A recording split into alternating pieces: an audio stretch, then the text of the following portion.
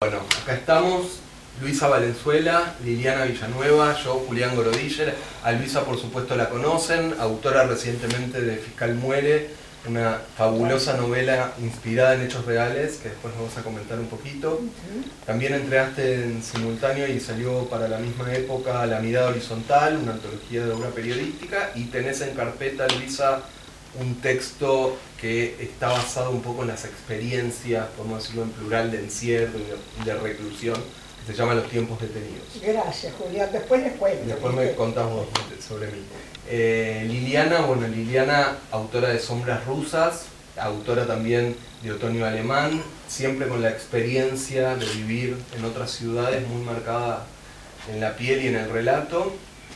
Por supuesto, supimos de vos hace mucho tiempo con las clases sobre la experiencia de haber convivido prácticamente con Eve Ward. Sí, casi. Y bueno, y yo tengo algunos libros que, como ustedes, y por eso es la excusa hoy, conversar sobre esto que ella se ha dado tanto en llamar el cruce podemos decir, entre realidad y ficción, o las fronteras, o por ahí antes de empezar empezamos a hablar de distorsiones, de tergiversaciones, de palabras más malditas. Más malditas. Aprovechando la presencia de tanto diablo en estas paredes, de la mano de tus máscaras, Luisa.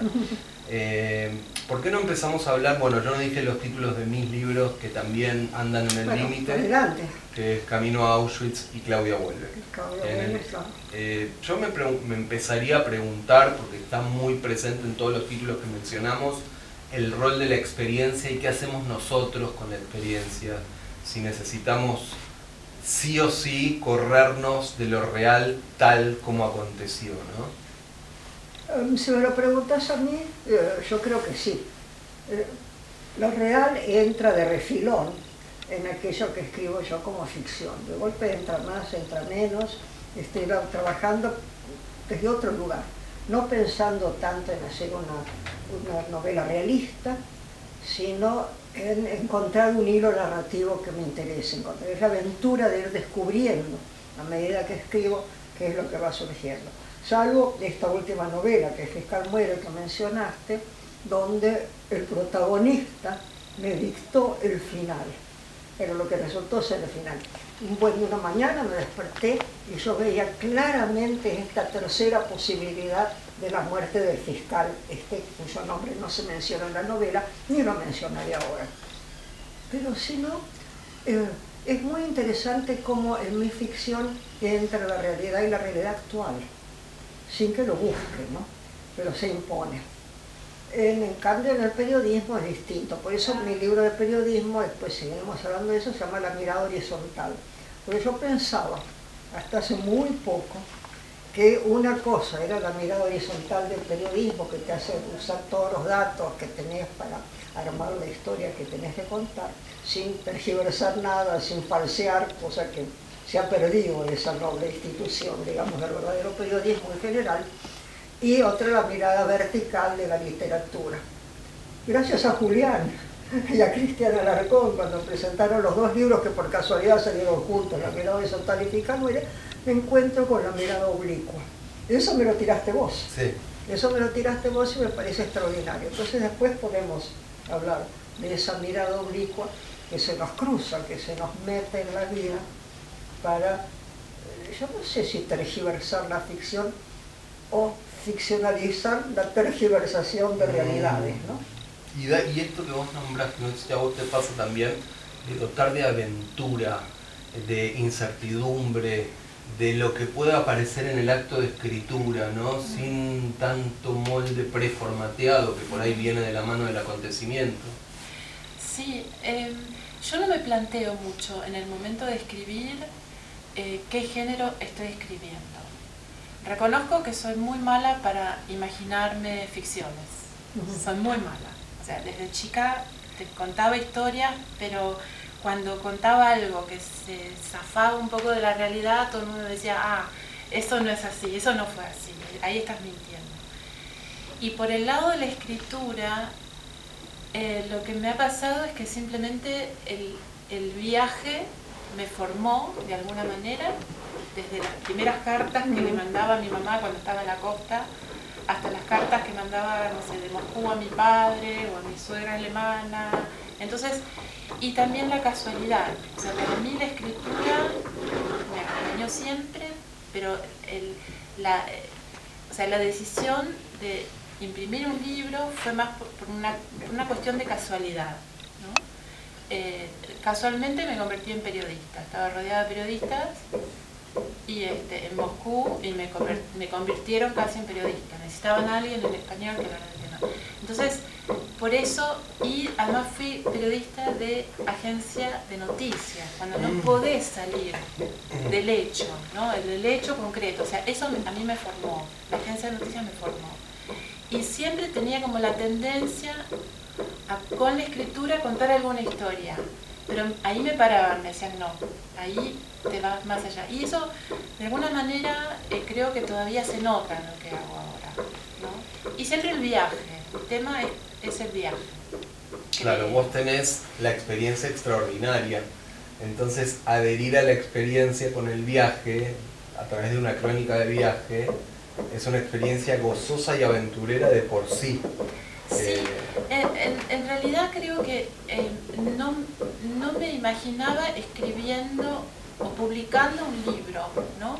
Pero me daba cuenta que la gente que me preguntaban directamente, no es que yo me largara a hablar, pero volvés a Buenos Aires, a la Argentina, después de muchos años, y te presentan, esta es la que vivió en Rusia, entonces te empiezan a preguntar, y en esa pregunta, a partir de esa respuesta, empezás como a elaborar un relato, ¿no?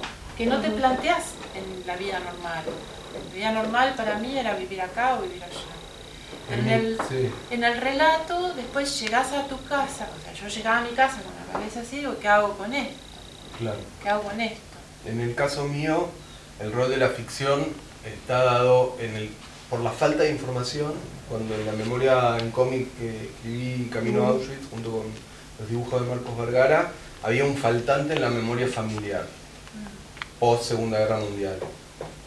Y fue ir a ficcionalizar y a buscar, siempre, creo que en esto también me siento identificado con ustedes, que el estímulo proviene del medio. ¿Viste esto que es el libro de Tamara Kamensain, los que escriben con lo que hay? A diferencia de los escritores de fantasía. Bueno, vos, Luisa, tenés las dos cosas, pero estás más anclada en este lado del mostrador. Pero yo tengo una teoría antigua, que creo que coincide un poco con lo tuyo y sobre todo con Claudia Huelve. Yo creo que la ficción encuentra los hilos que la realidad, que la historia ha perdido. Porque todo es una narrativa, la vida es una narrativa. Entonces, si realmente sos un escritor de algo, no se te ocurre inventar porque tenés ganas de que esto suceda, como ocurre muchas veces, si permitís que la anécdota fluya, que vos conocés este dato concreto y este otro dato concreto, pero ¿cuál es el hilo de unión, ese trazo de unión?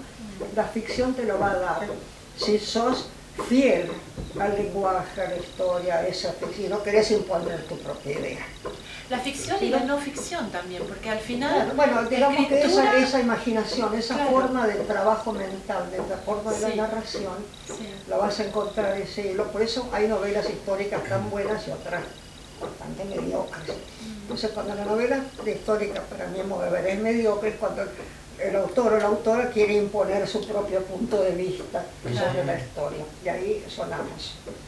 En cambio, si deja que estos hechos históricos empiecen a fluir y a narrarse por su cuenta, ahí posiblemente das en un clavo sin saberlo y sin poderlo corroborar, pero hay una verdad profunda en esa manera de trabajar ese roce entre lo podríamos llamar ficción y esa realidad que está fragmentada.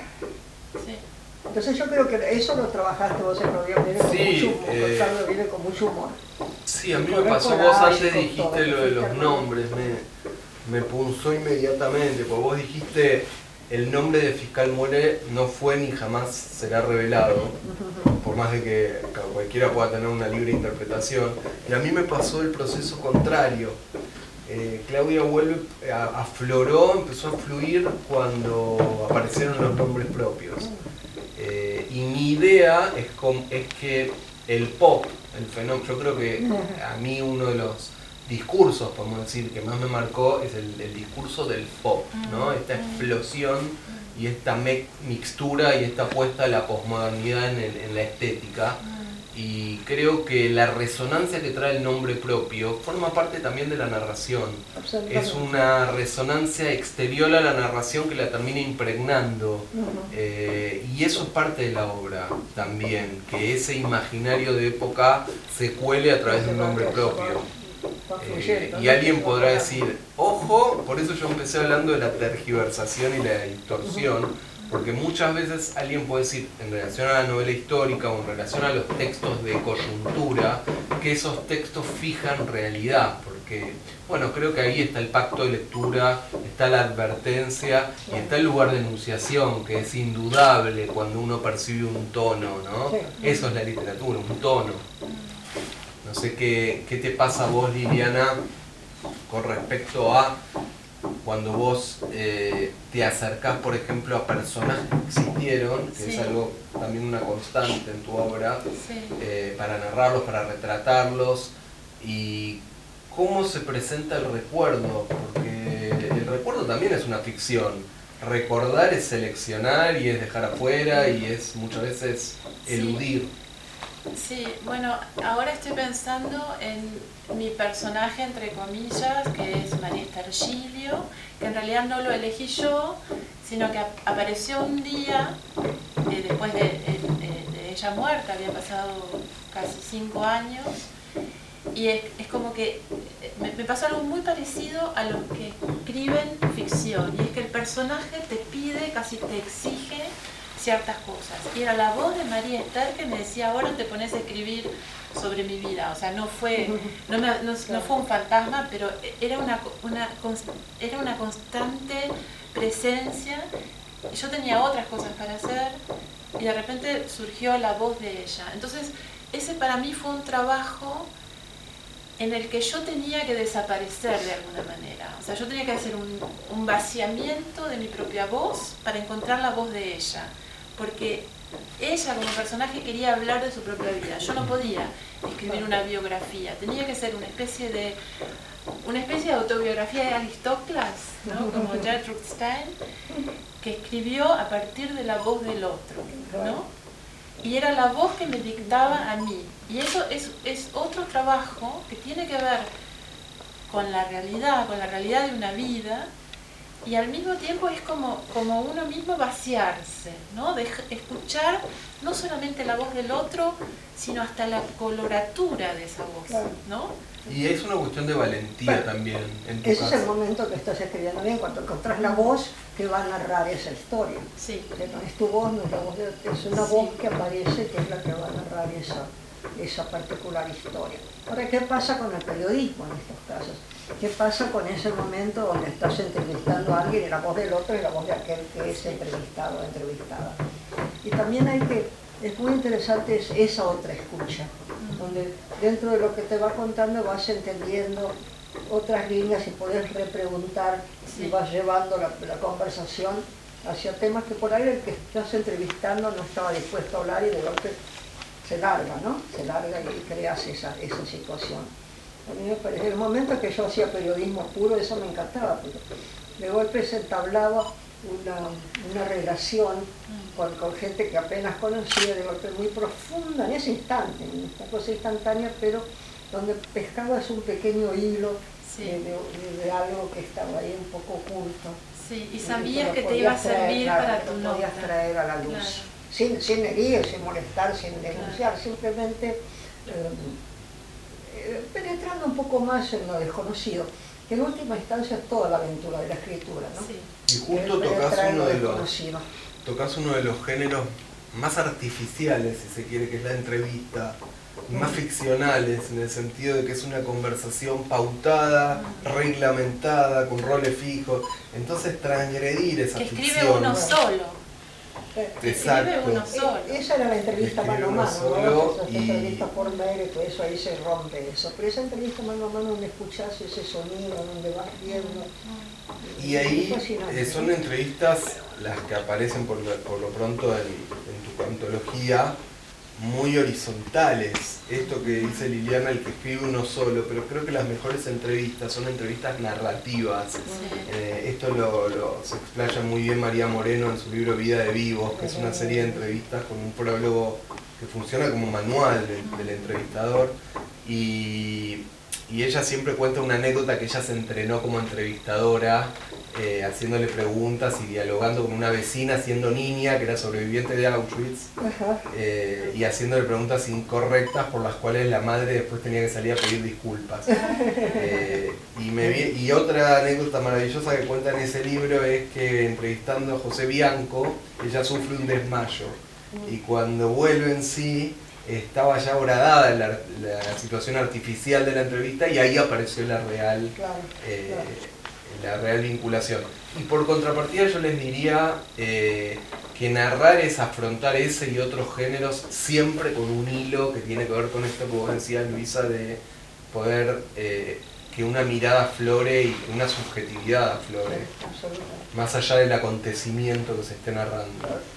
Y esa es la aventura de la escritura de ficción. Permitir, hay una historia en algún lado que quiere ser narrada y la tenés que encontrar ese hilo y tirar del hilo con mucha precaución, porque no lo tirar ni demasiado fuerte, romperlo o enredarlo. Hay que ir buscando esa verdad, que difícil es a veces, cómo se pierde, si uno pierde el hilo, lo perdés y hay mil ideas que se te ocurren lógicas que no tienen nada que ver con la verdad de esa ficción. Me parece interesante esa verdad de la ficción, ¿no? Es ahí donde estábamos pensando, estábamos hablando antes con ustedes, ¿no? ¿En qué medida hay una verdad profunda en la ficción que a veces no está en la crónica común y corriente? ¿Qué es lo que te emociona como lectora también, claro, ¿no? ¿Qué es lo que te llega como lector o como lectora? ¿No? A mí me ha pasado, disculpa, que una vez estuvo en mi casa un sobreviviente, no solo o sea, no era de Auschwitz, era de un shtetl de Polonia.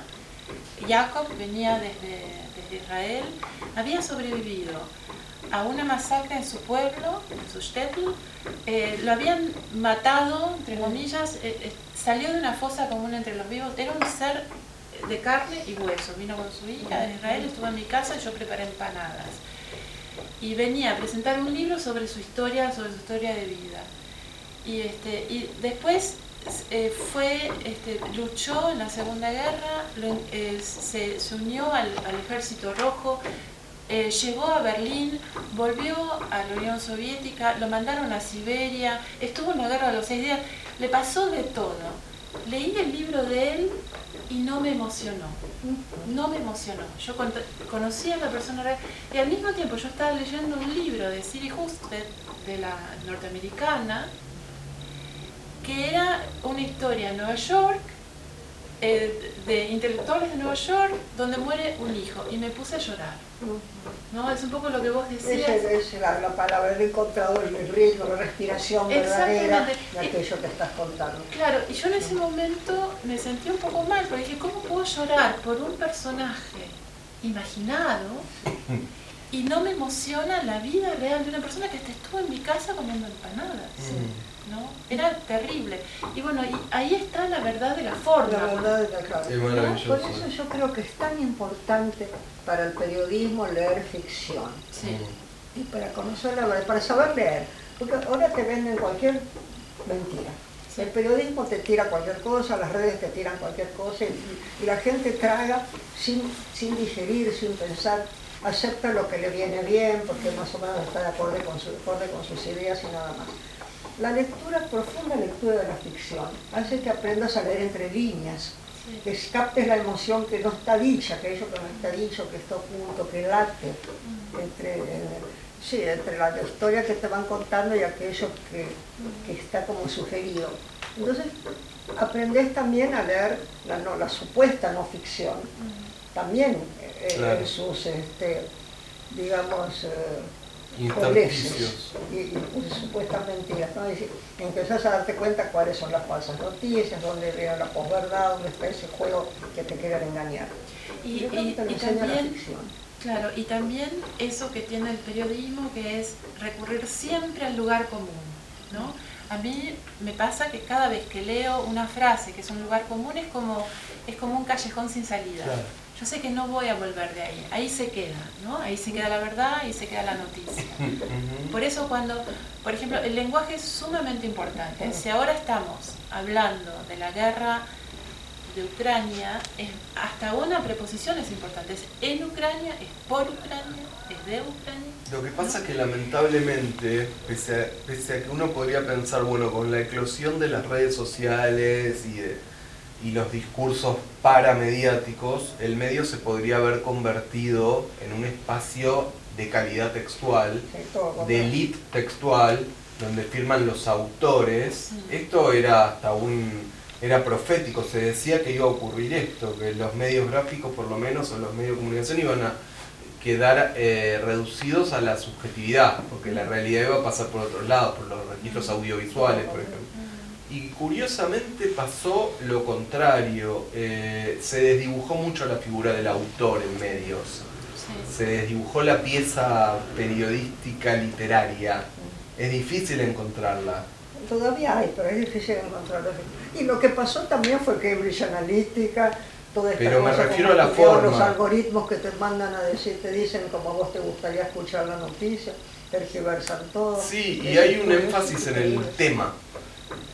Antes Liliana hablaba de la fuerza de la forma, que yo coincido absolutamente, incluso como autores. Alguien me dijo, sobre qué escribir no es el tema de un autor, porque el autor, su tema es cómo escribirlo. Claro, ¿cómo? Y a eso me refiero, a ese juego y experimentación con las formas está muy anulado en el interior del medio y hay mucho desprecio al lenguaje. Sí. El lenguaje en los medios de comunicación, el autor en medios, y lo ves como lector y lo ves como ejecutor, que se entusiasma con el lenguaje por encima del tema, está cometiendo un error. Sí. Sí, y hay un momento es que usa el lenguaje para decirte lo que quiere que vos leas. Eso es lo que nos hacen creer. Tergiversan todo, también hay eso, ¿no? Yo creo que el buen Cómo lenguaje... cómo te van envolviendo. Claro. Con un lenguaje al que vos respondes y te tiran la falsa mentira. Pero quizás la manera de envolverte y de tirar la fake news, como decís, es este efecto de anulación del lenguaje. Claro. Lo que se está exponiendo es la prosa que solamente nombra lo real. Esa es la fantasía, que creo que ahí está la verdadera ficción que ejercen los medios, que es yo nombro lo real tal como ocurrió. Y lo que yo nombro, si vos lo amenazás con estilo, que es la gran mala palabra, entonces pierde su verosimilitud, porque su verosimilitud está basada en el lenguaje neutro. No sé si conocen el ejemplo real de este periodista alemán, Klaus Velocius se llamaba, para el Spiegel, que inventó, era un tipo que le daban premios por todos lados y el 80 o más % de sus notas eran totalmente inventadas. Nunca había salido de su casa en Hamburgo y se había inventado todo, las citas, todo. Se fijaba en Facebook y justamente esta revista, que es una revista política, la más reconocida de Alemania, es decir lo que es, ¿no? Ese es el lema de la revista, bueno, decir lo que es que el gran padre, digo, es un tema que a mí no me gusta porque me parece que es justamente criminalizar la escritura. Pero, no, pero ¿no? Me encanta. Porque también se lo acusó post-mortem al gran padre del relato de realidad, que es Richard Kapuscinski, sí, de bueno, ficcionar todos sus relatos africanos. No, pero eso fue, ahí conozco la anécdota. Ahí No. conozco la anécdota porque una amiga polaca que fue novia del biógrafo de Kapuscinski. Y ese libro de Adam, no recuerdo ahora el apellido, un apellido polaco como Kapuscinski, fue una forma de mostrarle a su novia, mira, yo también puedo. Conozco toda la historia ahí atrás. ¿Y a quién le creemos? ¿A la novia despechada ahora? No, a Kapuscinski hay que creerle. Porque el tipo se fue al África para verificar cosas ridículas, como por ejemplo si el cenicero de tal café era de metal o de plástico. ¿A quién le importa? Mirá que muchas veces el buen crimen se elude con esta sobreactuación. No, pero cuando conoces lo que es que movió... yo a lo que voy, que para mí no es un tema. mucho más en formato libresco. Yo puedo asumir que sea un tema en formato mediático porque hay otro pacto de lectura, pero si él hizo ficción o no, digamos, el texto tiene que dar prueba de su verdad. No podemos... hizo ficción, él La construyó. verosimilitud de la que hablaba García Márquez, no importa lo que me cuentes. Otro es acusado verosímil, también. Pero claro. Kapuscinski no inventó, Kapuscinski construyó, y toda escritura es construcción. Obvio. Toda escritura es construcción, hasta una entrevista es construcción. Porque vos elegís Exacto. por dónde agarrás. Vos Es que elegís... es ¿Cómo se llamaba un tema este histórico. periodista escocés que andaba por acá, pero que publicaba en el New Yorker? Ajá. Alistair Reid. Mm. Alistair Reid en un momento dado cuenta que bueno, él a veces las entrevistas que hacía las situaba en algún café vistoso, en algún café legado, o algún café que tuviera cierta gracia, porque a veces las entrevistas eran en lugares totalmente inocuos, no como ustedes que están acá en un lugar divertido. Entonces él las disfrazaba y decía que estaban en tal lugar. La entrevista era la entrevista pura. Lo echaron del New Yorker por tergiversar la realidad de la manera más banal. Y posiblemente ellos estuvieran tergiversando el mensaje, que es muy distinto que la escenografía. Sí. Es lo que Exacto. cambiaba de la escenografía, pariente. Si lo echaron a Alistair Reid de su Hoy estamos en otro importante momento New Yorker. histórico, al punto que hay un género que se denomina autoficción. Y Eso es divertida, ¿no? La autoficción. No sé si la practico, sí, pero tiene mucha gracia. Sí, hay que tener un poco de cuidado con los narcisistas de escuela, ¿no? Porque... si está bien canalizado y logran que sigamos la historia con interés, lo respeto. Hay un interés por ciertos escritores y escritoras que a mí me parece paradigmático. Por ejemplo, no sé si siguieron a esta autora intelectual francesa, vos seguramente la habrás quizás conocido, a Nathalie Sarraute. Sí, claro. Bueno, La decepción, la era de la de sospecha. claro, La era de sospecha. exactamente. Y ella, al final de su vida, escribió un libro que se llama Infancia y fue el más vendido de todos los que escribió. O sea, había tal interés por esta persona, por este personaje, que sus otros libros, que eran libros que leían únicamente los intelectuales, no vendieron ni un cuarto de este libro Infancia, que tampoco es una biografía al estilo, ¿no? Hablando de eso, yo pienso en Marguerite Duras, Bueno. con las dos versiones del amante. Sí. El amante de la China del Norte, el amante de todos, el amante es lindísimo. Que después Sí. la verdad es que el amante era horrible, que era una historia así. No era tan horrible. No ¿Viste la importaba. foto? Pero ella vio dos versiones distintas Sí, de sí, su sí. autoficción. Sí, Mira. sí, Pero sí, sí. había una base de realidad, ¿no? Un esterpano adhesivo Sí. y demás. Bueno, el amante está en Fascinante toda libro, su obra. Los dos, toda su obra. Toda Pero su la obra. cosa del amante, que parecía que era una cosa totalmente autobiográfica, también la tergiversó, pero de una manera extraordinaria, ¿no? Era Claro, pero ella fascinante, decía en algún claro. momento que no era un chino bello, era millonario. No, te Y cuenta eso. que era bellísimo. ¿Ves? Yo veía un chino precioso, Bueno. que te diga cuando la leía. ¿Y cuando viste la película? Sí, sí, Era sí. muy alto, era muy distinguido. Sí, un pero, chino pero describe mucho más al auto del chino que Eso es el segundo amante. Primero, Sí, no en sé el cuál de amante. los dos. Sí. Hay uno que es Lamont y el otro Lamont de los Lo que chinos. pasa es que yo creo que hay que separar ahí varios niveles de verdad, si Sí. quieren hablar de la verdad. Sí. Hay una verdad que es la verdad íntima y Claro, que, la verdad tiene que percibida, ver con el que autopercibida. narra su vida, o por ejemplo tu relato que yo tuve el privilegio de leer sobre el encierro, que todavía no fue publicado. Y vos estás hundiéndote en la introspección y desnudando realidades que tienen que ver con lo subjetivo. Entonces las materias ya son inaprensibles, estamos hablando del recuerdo, del sueño, de la fantasía, de la asociación. Otra cosa es la verdad del contexto, que me parece que exige por un respeto a la historia y por un respeto... yo por ejemplo en Camino a Auschwitz me propuse eso, que el contexto esté estrictamente documentado y poder alterar la biografía de los personajes que tienen que ver con mi mundo íntimo, que ni siquiera son los personajes tal como existieron, sino sus resonancias en la memoria familiar. Claro.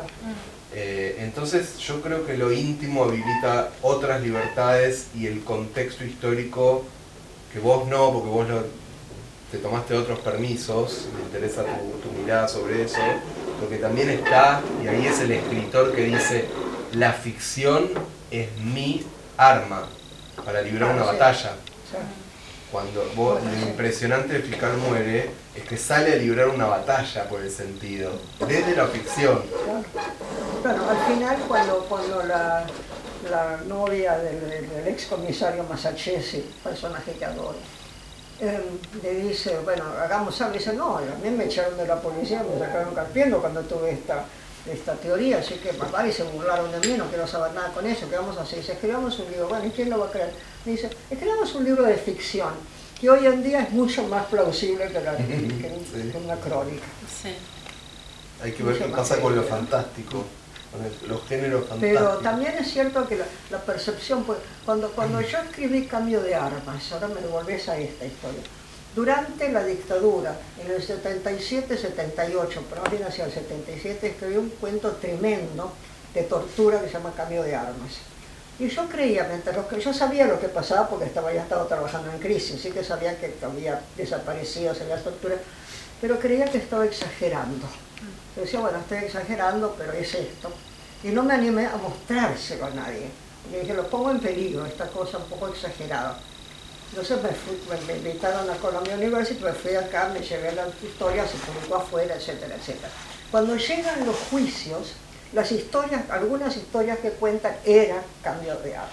Sí. Entonces, ¿cómo uno percibe cosas que están en el aire y la que crees que estás ficcionalizando y estás contando una realidad? ¿No? Eso es muy impresionante. Esa es la antena. Y ustedes no casualmente hablaron del escritor como medium, ¿no? ¿Perdón? Que ustedes hablaban ambas, y a mí también me pasó, esto de ser un medium, sí. de escuchar, sí, claro, de escuchar un sentido social que por ahí está dormido y vos lo interpretás. Sin darte cuenta. Sin darte cuenta. Pero si lo haces a propósito. Me viene realidad argentina desde la cama. Sin darte cuenta, pero también... Empieza la voz que vos decías, esa voz que empieza a hablar, ¿no? Pero también eso tiene que ver con un detenerse, ¿no? Si estás, no sé, a full con tu vida y por aquí y por allá, no te da el tiempo para escuchar otras voces. Pero cuando vos te detenés, no digo en la vida, pero sobre todo en la escritura, que la escritura es una detención también, ¿no? Te detenés, dejás un poco la realidad afuera de tu casa, ¿no? El tiempo detenido, como vos decís, y también te detenés en el lenguaje, ¿no? Claro. Te detenés en el lenguaje, entonces profundizás en el lenguaje. Claro, como en el Berta, va a encontrar la voz que va a contar eso, pero como uno cree que está exagerando, que está tomando cosas. Yo cuando escribía El Mañana me pasaba tratando de pasarlo para más adelante, pero ya esto es imposible. Sí. Cuando se reedita 10 años después, pucha, había pasado durante el macrismo. Sí. Bueno, a mí me pasó un poco leyendo tu libro, Luisa, La mirada horizontal, de pensar ese otro movimiento. Estamos hablando de qué pasa con el escritor que se hace cargo de lo real y realiza una operación literaria con eso. Y después, si vamos a hablar del cruce, también yo me preguntaría qué pasa con los espacios de la literatura de no ficción que en el siglo pasado le dieron tanto lugar a lo literario, llámese Roberto Arlt en El Mundo, llámese toda la tradición, inclusive de un diario contemporáneo como es Página 12, en cuya redacción yo me formé con esta nostalgia que todavía se plasmaba del texto literario destinado a desaparecer el día siguiente. ¿Destinado a desaparecer junto con el diario del día. La contratapa de Página 12. Siglo pasado, de las primeras décadas de este siglo, que es cuando yo convivía con ella. Claro. Los títulos mismos de Página. Y hasta Página 12 hasta tiene un suplemento de cuentos, Verano 12. Digo, no es por nombrar un diario, sino para ver qué lugar tiene hoy la literatura en los medios. Y si hay alguien a quien eso le importe, si hay un editor, si hay un lector, si hay un dueño de medios, si hay un crítico, si alguien está leyendo literatura en los medios. Mira, yo no separaría tanto el tema de género, ¿no? De ficción, no ficción, literatura, cuento, novela. Hablo de literatura. No, sí, pero lo que yo me di cuenta como alumna, digamos, de muchos talleres, yo cuando volví a Argentina me volví a formar de alguna manera, dejé, bueno, mi profesión de lado y dije, bueno, vamos a ver de qué se trata. Y fui a muchos talleres de escritura, incontable la cantidad. Y yo me di cuenta que, pero de escritoras realmente, eran casi todas mujeres. Y yo me daba cuenta que cuando un texto estaba bien escrito, no importa si fuera real o ficción pura, decía, eso es literatura. Eso es literatura, un texto bien escrito. Y yo creo en eso. Sí, Que muy bien escrito. Una buena entrevista puede llegar a ser literatura, aunque no entre en el género. Por ejemplo, viajes, ¿no? Los viajes vos podés publicar, podés leer un diario de viaje, una crónica de viaje, una novela de viaje. Por ejemplo, Paul Bowles hacía eso, se iba por África, hacía todo el viaje de sus personajes y todo el espacio, las ciudades del norte de África, el desierto que llegó hasta Mali, eran reales. Y él puso a sus personajes inventados a trabajar ahí, ¿no? En esos espacios. Por eso, a mí, para generar debate, simplemente lo que me cuesta visualizar es esta idea de lo bien escrito. No porque a mí no me guste el encuentro con una buena prosa, que por supuesto la sé reconocer, pero yo, por ejemplo, tomando a tu biografiada o a sus clases, a Eve Ward, si uno toma sus crónicas de viaje, me ha pasado como docente que doy algunas de sus clases, de sus viajes, de sus crónicas, y los alumnos se sorprenden porque por el registro de oralidad o por el texto que a veces es un poco plano. Entonces a mí me gusta más pensar en operaciones literarias que muchas veces pueden jugar con escribir mal o escribir pobremente o escribir ascéticamente, y si eso forma parte de un sistema coherente, me parece que ahí está el grado de eficiencia, si querés, más que Bueno, Eve tenía esa cosa, si vos veías los textos antes de entrar a imprenta, la puntuación estaba siempre mal puesta, ¿no? El punto se alejaba, no sé, 2 espacios, que ya visualmente era una cuestión que te irritaba, a mí me irritaba mucho eso. Y ella decía que le gustaba la crónica, había dejado el cuento, le gustaba la crónica porque era siempre para adelante, ¿no? Como el caballo, ¿no? Y eso es lo que se percibe en ella, de esas crónicas, ese efecto de honestidad, de estar viviendo el minuto a minuto y que no jerarquice si eso amerita o no ser incluido en el relato. Y sin embargo, todos sus cuentos es su vida, su novio, su mamá, su tía loca. O sea, por eso yo creo que la frontera es muy permeable, ¿no? Entre lo que es ficción y lo que se llama normalmente no ficción, que entra el periodismo y tal. Porque yo, por ejemplo, en los cuentos de Eve, para poner un ejemplo, la encuentro más a ella, a su vida, aunque esté un poquito trabajada, ¿no? Que en sus crónicas. Claro. En sus crónicas es ella como primera persona que habla, que viaja, que habla, no sé, con un está atada, cacique. Porque esa es la contracara para el escritor. La realidad cohíbe también a algunos que no tienen esta posibilidad de disparar hacia otros mundos. La realidad es un corset para el escritor, muchas veces. Estás trabajando con otro nivel, no estás trabajando en un nivel de la realidad. La célebre definición de los escritores realistas, no el espejo que pasa por la ruta, que tenés que... Eso se acabó. La descripción de la mesa y pones todo lo que nivel, hay en la mesa. ni siquiera los detalles y eso. Estás trabajando un nivel de lenguaje más hondo, ¿no? Por eso la historia de la mirada vertical que yo pensaba. Pero cuando se cruzan es muy lindo, ¿no? Vos dijiste una cosa linda una vez que tiene que ver con explorar lo que no se conoce sobre lugares conocidos. Claro, es la serie de frases. Escribe lo que no sabes o lo que no sabes con lo que sabes. Hay que encontrar aquello. Escribe lo que yo sabes. Yo trabajo con la sorpresa, sino decir, ya sé dónde voy a ir a parar, salvo con Fiscal Muere, que es como sabía dónde iba a parar, llevé siglos en llegar a ese punto que me parecía crucial. porque me obligó a contar toda la historia del personaje antes de llegar a ese punto. Porque te vas hurgando, no es un trabajo de espeleología, es un trabajo de irte metiendo en cavernas y descubriendo y echando luz sobre lo desconocido. Desconocido para uno. Para ustedes claro. el acto de escritura es un acto gozoso de aventura y de viaje en sí. Claro. Yo recuerdo un libro, mi primer libro cuando lo escribía, que no está publicado, una novela inédita, y yo recuerdo esas jornadas, no, pero te estoy hablando hace más de 20 años, esas jornadas eran esta aventura de salir de viaje, y eso, la pregunta es si eso se va perdiendo. En la escritura, ¿sí? Sí, el acto de la escritura, y eso se va perdiendo en la medida que tenés más recursos, me parece a mí, que sos más racionalista. No, quizás. yo creo que los recursos, cuando te pones a escribir en serio, te tenés que olvidar de los recursos, porque escribir es una manera de admitir que no sabés, como vos decías, de ir buscando, de ir tanteando, ¿no? De ir de un otro plano. Claro, de alguna manera. Es claro que el recurso está, ¿no? Que la De manera experiencia está, inconsciente. de manera inconsciente. Pero vos te das cuenta enseguida cuando alguien que escribe bien te está diciendo con su escritura, mirá cómo escribo, mirá qué lindo que escribo, ¿no? A veces... Que no está mal. Que desplieguen Depende. el arsenal. Yo a veces, cuando se repiten mucho ciertas escritoras, escritores, digo, tenés que hacer ejercicios para escribir mal, ¿no?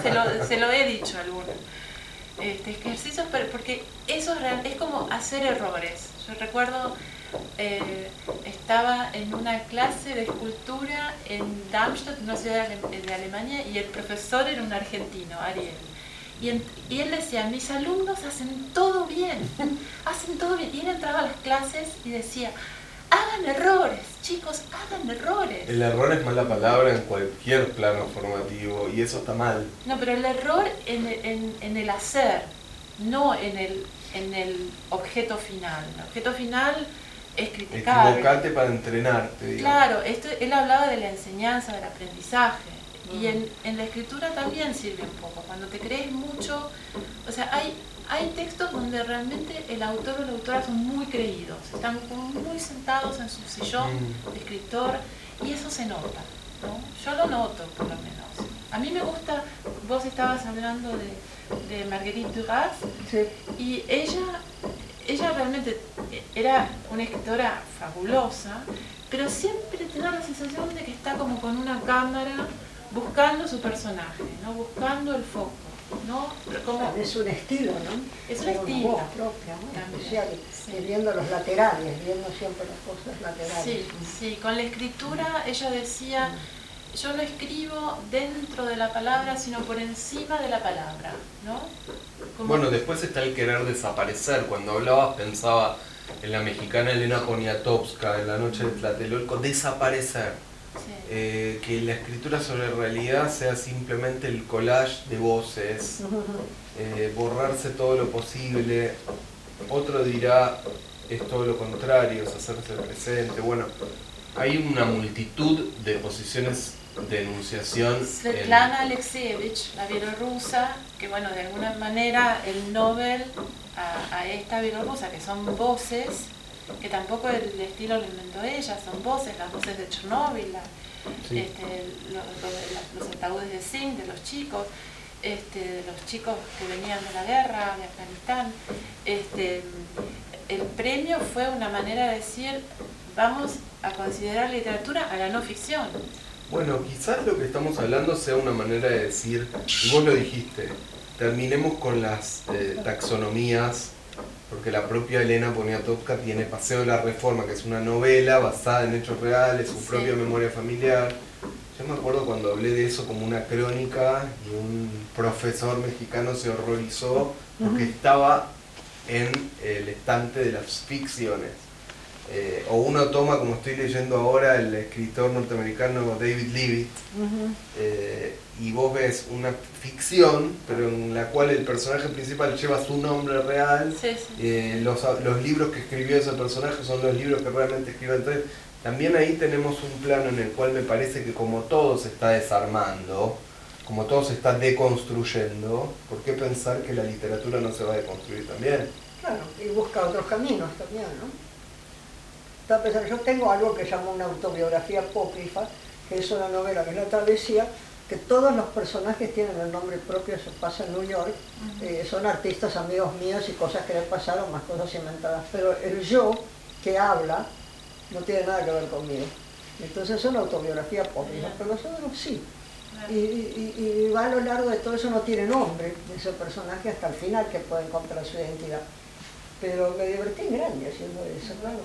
Yo creo que lo mejor... Metiendo a los otros en nuestras A situaciones los otros reales, con un yo inventado. Con un yo inventado y cosas que rozan. Eso es maravilloso. ¿No? Yo creo que lo mejor que le puede pasar a un escritor o una escritora es que su personaje pase, que es lo que pasa, por ejemplo, con la literatura rusa, que el personaje pase a ser una voz real, digamos. Si vos hablás con los rusos, te hablan de Chichikov, el personaje de Gogol, como si fuera un tío que va a hacer negocios medio raros en las provincias, ¿no?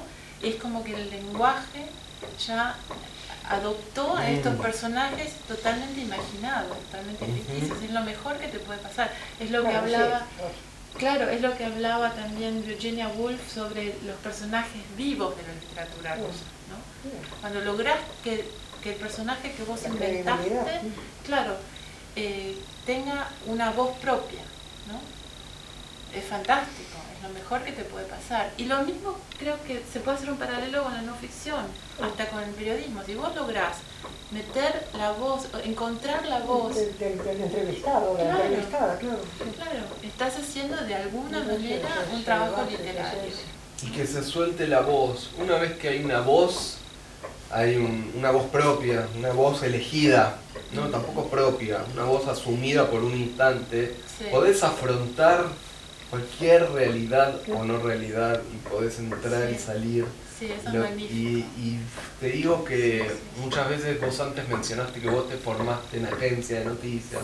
Yo también me formé en medios de comunicación. Me deformé un poco. Te deformaste y eso es lo que hay que ir soltando. Sí.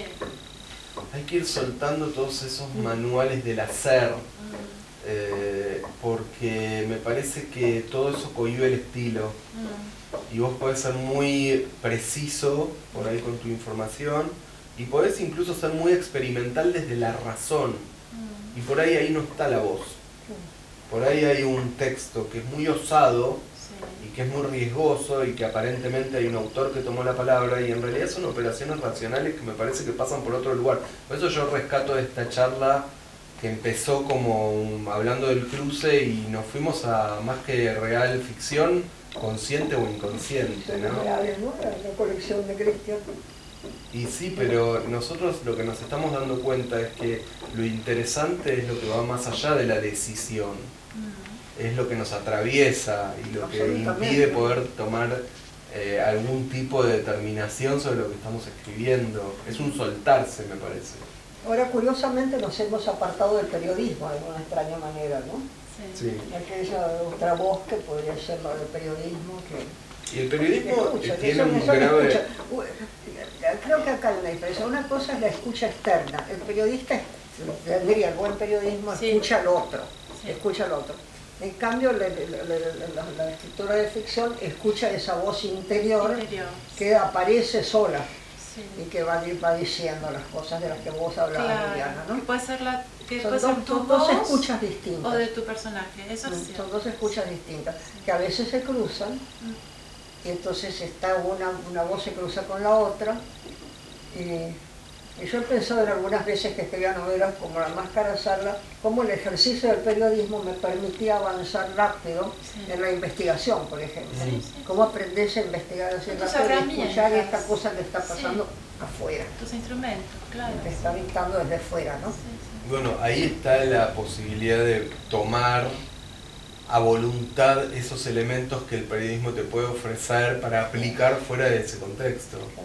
Poder tomar una voluntad es la palabra. ¿Cuál es tu herramienta tomar el periodismo? ¿Esa? ¿Cuál es, Liliana, la tuya? Yo creo que es honestidad. Y es una honestidad que tiene que ver no solo con el hecho real, sino con el lenguaje, ¿no? Con la escritura. Porque la escritura es lenguaje, claro, y cuanto más te acercas con palabras a eso que vos querés decir o mostrar, creo que más honesto es tu trabajo, más honesta es tu escritura. Yo creo que ahí está la honestidad. Y no tanto con el hecho real. Por supuesto, si yo tengo un jefe y yo soy periodista, me va a decir, no, tiene que haber sucedido lo que vos escribís. Pero yo estoy hablando ahora de la escritura, de la honestidad de la escritura, ¿no? Que te das cuenta, cuando lees un texto que es mentira, es mentira. Yo tengo un truco con las entrevistas. Y es que la entrevista normalmente es pregunta-respuesta, pregunta-respuesta, pregunta-respuesta. Yo empiezo a leer únicamente las respuestas y dejo la pregunta de lado. Hay muy pocos periodistas en los que vale la pena también leer la pregunta, ¿no? A mí no me gusta la pregunta-respuesta. Claro, es un tipo de entrevista. Sí. Bueno, lo trabajás desde otro lugar. Exactamente. Claro, Pero por esto que hablábamos antes, que para mí, pero acá ya vienen las perversiones de cada lector. Para mí, bueno, claro. mi imán es la forma. Claro. Entonces a mí me gusta una entrevista narrativa que vaya conduciendo por zonas de relato y que de pronto sí corte con un buen diálogo. Me gusta el diálogo. Claro. La diferencia con una entrevista y el diálogo es que el diálogo es esto que antes hablábamos de una escena espontánea y horizontal. Claro, ahí te das cuenta cuando es un buen ¿Viste? periodista. Considerando lo que me están señalando, porque miro para allá, creo que este triálogo maravilloso que hemos estado sosteniendo Tiene que Está llegar Está a llegando su su fin. fin. Bueno, cerramos, Luisa, cerrá con un se nos comentario. durmió Tutti Frutti. Que cada uno cierre quizás con un mini balance de lo que hablamos una hoy. palabra. A ver qué se lleva y qué dejamos. ¿Quieren que empiece? Sí, sí, por favor. Acá los caballeros empiezan. Estás en minoría. Yo creo que lo que me llevo es, más allá de donde empezamos y cosas que ustedes me aportaron, esta idea de ceder el control. Estuvimos hablando de dejar un poquito el control del analista, el analista de discurso y el control del escritor. Ustedes hablaron de magia hoy, de voces que se aparecen, que se les presentan, y eso me reconcilia mucho con el acto de escritura como un acto apasionante, y que tiene que estar más en el lugar de la emoción y un poquito menos de las decisiones racionales. Sí, yo me voy con muchas ideas como para seguir pensando. Sí, sí. No te jugaste, Liliana, Yo mucho. también me voy con agradecimiento porque ahí tiramos un montón de ideas que seguirán Sí. fructificando Y a seguir escribiendo. en otras Bueno. instancias. Sí, es que no podés hacer yo no puedo hacer otra cosa, es tremendo, es como una enfermedad casi. Bueno, muchas gracias y Muchas Sí, gracias. gracias también a los organizadores Gracias a por nuestros este técnicos espacio. acá enfrente.